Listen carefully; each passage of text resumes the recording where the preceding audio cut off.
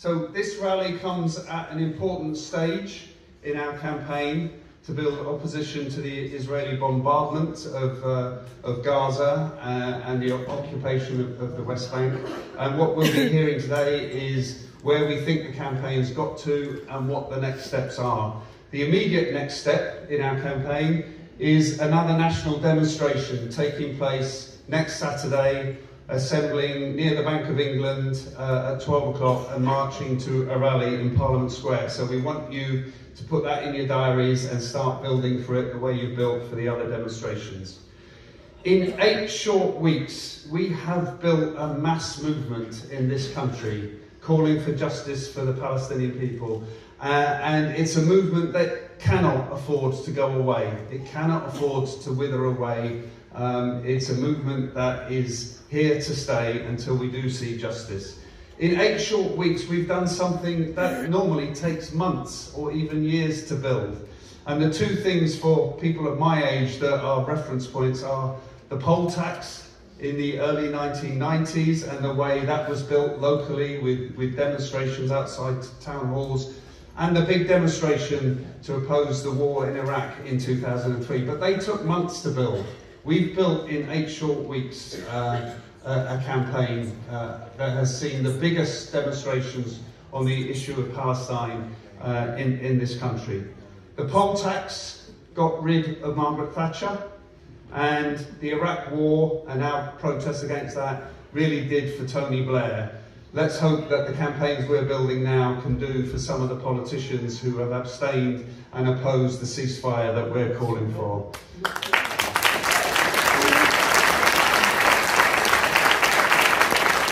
Because our campaign, being no doubt, has rocked the political establishment. It's seen the end of one Home Secretary. It's seen the biggest rebellion and given confidence to the biggest rebellion by Labour MPs since the vote on the Iraq war. And it's seen the Metropolitan Police at odds with the government over whether we're allowed to protest. We are allowed to protest, and we will always assert our right to protest whenever and wherever we see fit.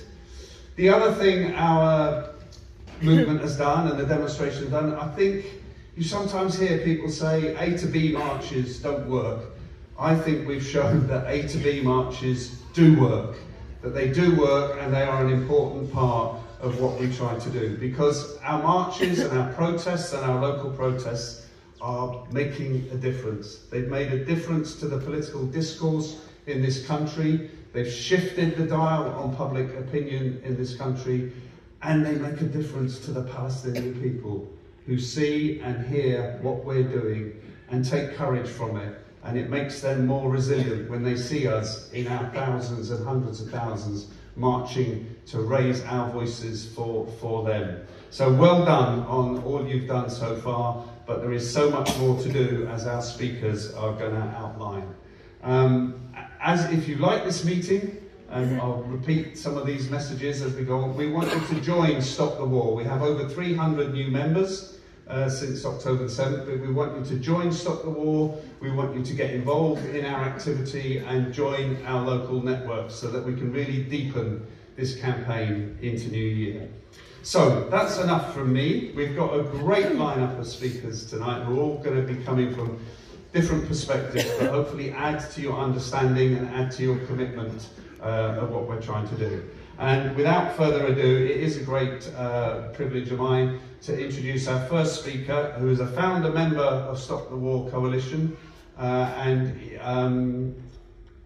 is a Stop the War national officer. He's been around the country speaking on behalf of Stop the War. So please welcome Andrew Murray.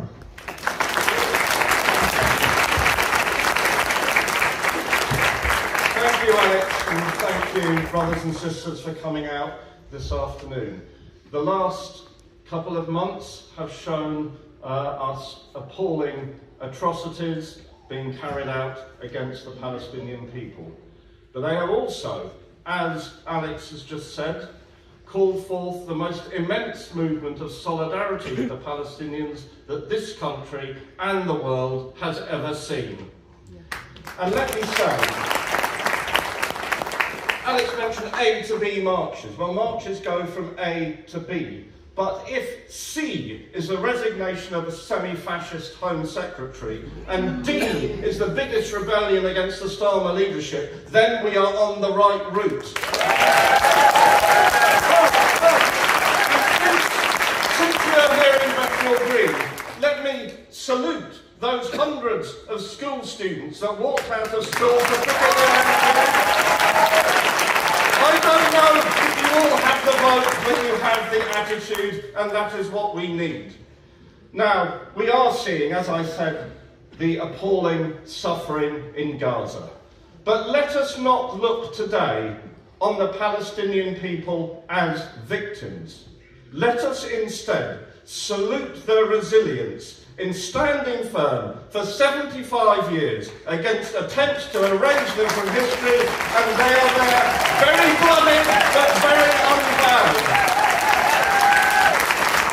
Our main demand today is for a ceasefire now. A permanent ceasefire now.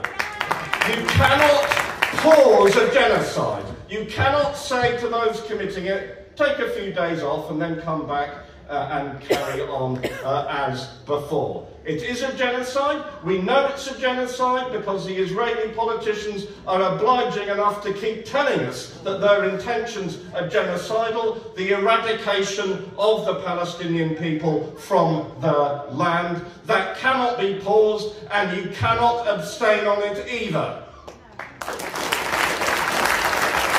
Now, we can be shocked by what has happened over the last 2 months, but we have no right to be surprised. This is imperialism in action. This is the fruit of the so-called New World Order, a world order of endless war in which our government has been centrally complicit.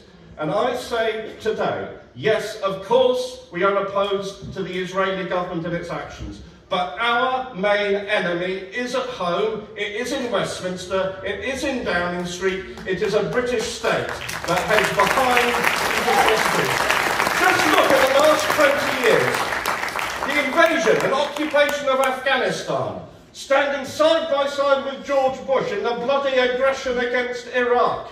Britain playing a leading role in the destruction of the Libyan state with all the misery that has caused. Keeping going the civil war in Syria, arming and directing the genocide against the Yemeni people, acting to block any moves towards peace in the Ukraine, sending aircraft carriers off in alliance with America and Australia against the People's Republic of China, and now flying shipments of arms from the RAF base in Cyprus to Israel on a daily basis. This is a Victorian level of international violence, but that is the policy of successive British governments. Their policy is endless war. Our policy is end the war. Now,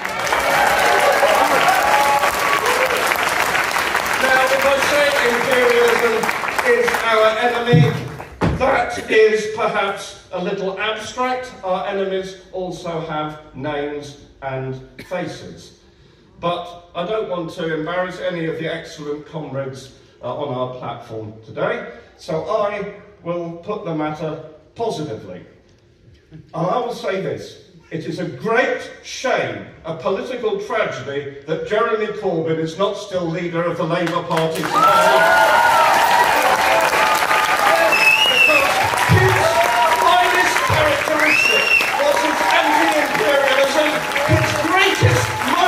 When he apologised for the Iraq war, and when he stood before the British people and said the terrorist attacks we suffered are because of our aggression abroad, we need that clarity, that moral and political clarity from our leaders today, and those that don't offer it are going to be nailed to the pillar of political infamy.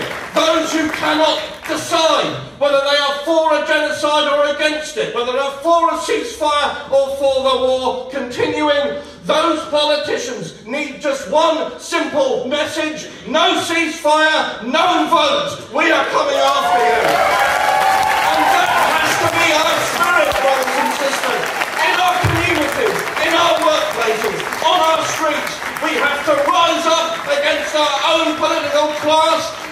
say yes, justice for the Palestinians. We have to break with our alliance, our war alliance with Washington, close our bases, stop our arms sales, impose peace and justice on the government of our country, because then, and only then, can we look the suffering Palestinian people in the eye and say, brothers and sisters, we have done our duty.